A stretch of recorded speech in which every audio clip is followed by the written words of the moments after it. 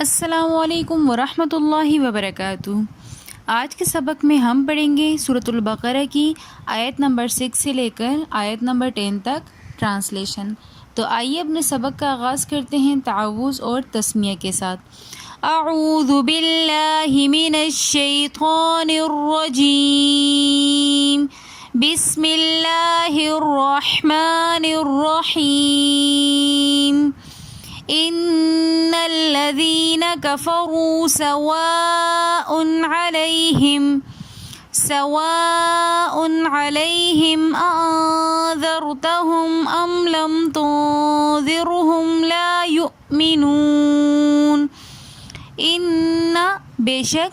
الذين وہ لوگ کفروا جنہوں نے انکار کیا، سواء برابر ہے، علیہم آپ پر، انذرتہم کہ آپ ان کو ڈرائیں، ام یا لم تنذرہم ان کو نہ ڈرائیں، لا یؤمنون وہ ایمان نہیں لے کر آئیں گے۔ بے شک کہ وہ لوگ جنہوں نے کفر کیا برابر ہے آپ پر کہ آپ ان کو ڈرائیں یا نہ ڈرائیں، وہ ایمان نہیں لے کر آئیں گے۔ ختم اللہ علی قلوبہم وعلی سمعہم، ختم اللہ مہر لگا دی اللہ نے، علی قلوبہم ان کے دلوں پر، وعلی اور سمعہم ان کے کانوں پر، ختم مہر لگا دی اللہ اللہ نے، علی پر،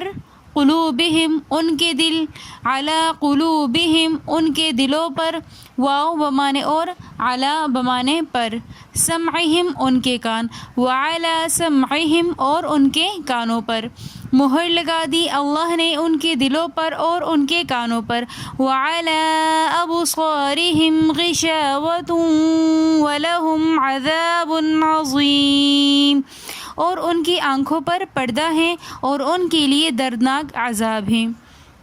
ان الذین کفروا میں اللہ پاک نے جن کافروں کا ذکر کیا ہے، ان سے وہ کافر مراد ہیں جن کے متعلق اللہ پاک کو پتہ تھا کہ یہ لوگ ایمان نہیں لے کر آئیں گے اور ان کا خاتمہ کفر پر ہی ہوگا، یہاں پر وہ کافر مراد ہیں۔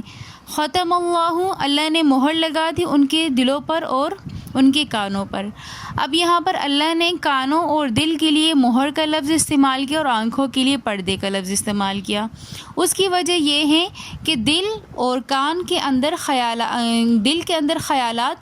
چاروں طرف سے آ سکتے ہیں، اسی طرح کانوں کو سنائی دینے کی سمت وہ آگے کی طرف سے بھی آ سکتی ہے، پیچھے کی طرف سے بھی آ سکتی ہے، دائیں سے بھی اور بائیں سے بھی۔ تو اسی لیے اس کو بند کرنے کا ایک بہترین طریقہ یہی ہو سکتا ہے کہ اس کے اوپر مہر لگا دی جائے۔ مہر لگانے سے وہ چیز بالکل بند ہو جاتی ہے، تو اس میں کسی قسم کی بھی باہر کی چیز کی اندر کی طرف جانے کی گنجائش نہیں رہتی۔ اب آنکھوں کی دیکھنے کی سمت ایک ہی ہے کہ آنکھوں کی ڈائریکشن بالکل سامنے کی طرف ہوتی ہے، تو اس کے روکنے کا طریقہ یہی ہوتا ہے کہ آنکھوں کے سامنے پردہ ڈال دیا جائے تو کچھ بھی نظر نہیں آئے گا۔ اس لیے اللہ نے دل کے لیے اور کانوں کے لیے مہر کا لفظ استعمال کیا اور آنکھوں کے لیے اللہ پاک نے پردے کا لفظ استعمال کیا، کیونکہ دل اور کانوں کے لیے خیالات کے آنے کی جہتیں مختلف تھیں، تو ان کو بند کرنے کے لیے مہر لگانا ضروری تھا، اور آنکھوں کی جہت ایک ہی تھی، تو اس لیے اللہ نے اس کے اوپر پردے کا ورڈ استعمال کیا۔ وَلَهُمْ عَذَابٌ عَظِيمٌ واو بمانے اور، لہم ان کے لیے، عذاب عظیم دردناک عذاب ہے یا بڑا عذاب ہے۔ عذاب عظیم بڑے عذاب کو کہتے ہیں۔ اللہ پاک نے یہاں پر ان کفار کا ذکر کیا۔ وَمِنَ النَّاسِ مَن يَقُولُ آمَنَّا بِاللَّهِ وَبِالْيَوْمِ الْآخِرِ وَمَا هُمْ بِمُؤْمِنِينَ۔ وَمِنَ النَّاسِ اور لوگوں میں سے کچھ لوگ ایسے ہیں، مَن یقول جو کہتے ہیں، آمنا باللہ آمنا ہم ایمان لے آئے، باللہ اللہ پر، وبالیوم الآخر اور آخرت کے دن پر، وما ہم بمؤمنین حالانکہ وہ ایمان نہیں لے کر آئے۔ یخادعون اللہ والذین آمنوا دھوکہ دیتے ہیں، یخادعون وہ لوگ دھوکہ دیتے ہیں اللہ کو، یخادعون اللہ وہ لوگ اللہ کو دھوکہ دیتے ہیں، والذین آمنوا اور ان لوگوں کو جو ایمان لے کر آئے، وما یخدعون اور وہ دھوکہ نہیں دے سکتے الا مگر انفسہم اپنی جانوں کو، وما یشعرون لیکن وہ لوگ شعور نہیں رکھتے، یخادعون اللہ والذین آمنوا وہ لوگ دھوکہ دیتے ہیں اللہ کو اور ان لوگوں کو جو ایمان لے آئے، وما یخدعون الا انفسہم وما یشعرون اور وہ دھوکہ نہیں دے سکتے مگر اپنی جانوں کو لیکن وہ شعور نہیں رکھتے، فی قلوبہم مرض فزادہم اللہ مرضا، فی قلوبہم ان کے دلوں میں مرض بیماری ہے، فی قلوبہم مرض ان کے دلوں میں بیماری ہے، فزادہم اللہ مرضا اللہ نے ان کی بیماری کو بڑھا دیا، فزادہم اللہ اللہ نے بڑھا دیا مرضا ان کی بیماری کو، وَلَهُمْ عَذَابٌ أَلِيمٌ بِمَا كَانُوا يَكْذِبُونَ اور ان کے لیے دردناک عذاب ہے بسبب اس وجہ سے کہ وہ جھوٹ بولتے تھے، وَلَهُمْ اور ان کے لیے عذاب ہے علیم دردناک، بما بسبب اس کے کانوا یکذبون کہ وہ لوگ جھوٹ بولتے تھے۔ اب ان کے اندر اللہ پاک نے منافقین کا ذکر کیا کہ جو بظاہر مسلمانوں سے کہتے تھے کہ ہم ایمان لے آئیں، لیکن جب وہ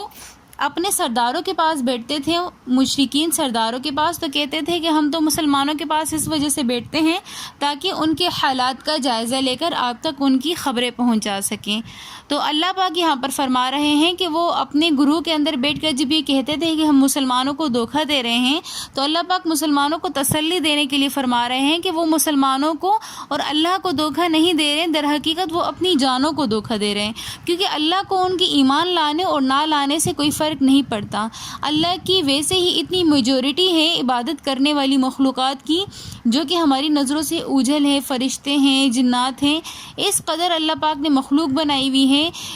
چرند پرند جانور ہر چیز اللہ پاک کی عبادت کرتے ہیں، تو اگر اس میں سے کچھ انسان اللہ کی عبادت نہ کرے، اس کا اقرار نہ کرے، تو اللہ کو اس سے کوئی فرق نہیں پڑتا۔ تو یہاں پر اللہ فرما رہے ہیں کہ وہ در حقیقت اللہ کو اور ایمان والوں کو دھوکہ نہیں دے رہے، بلکہ وہ اپنی جانوں کو دھوکہ دے رہے ہیں۔ اور اللہ فرما رہا ہے کہ یہ سب وہ کیوں کر رہے ہیں؟ کیونکہ اللہ نے ان کے اس مرض کو بڑھا دیا، ان کے دلوں میں نفاق ہے، تو اللہ نے کہا کہ تم اپنے حال پر رہو، کیونکہ اللہ پاک کسی بھی انسان کو اصلاح کی توفیق تبھی دیتے ہیں جب اس کے اندر طلب ہوتی ہے۔ تو منافقین کے لیے تو ویسے بھی بڑی سخت سزائیں ہیں، اور اللہ پاک نے ان کے لیے عذاب علیم دردناک عذاب کا ذکر کیا۔